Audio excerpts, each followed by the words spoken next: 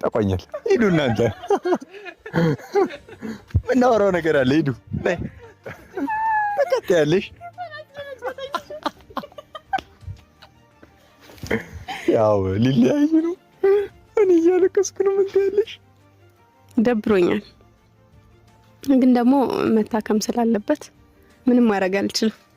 ያ በእርግጥ ልክ ነው። ዋናው አባታችን መታከመው መዳናቸው መትረፋቸው ነው። ይህ ሁሉ የሆነው በእናንተ ቤተሰቦች፣ እናንተንም ከልብ እናመሰግናለን።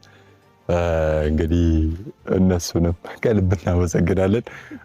ያው ለሱ እስከትቻለው አብረሽ የሚቻለው እኔና ኤፊ ያለን እናጽናናዋለን። አንቺ ደግሞ ታጽናናዋላ እናጽናናው። እሺ እንዴ አብርሽ ሲሄድ እኮ ሩታ ብቻ አይደለችም፣ እኔም እኮ ይከፋኛል፣ እኔም እኮ ይደብረኛል። እንዴ ያው አንቺና አንተ ብቻ ስትሄድ ነው የማይደብረኝ።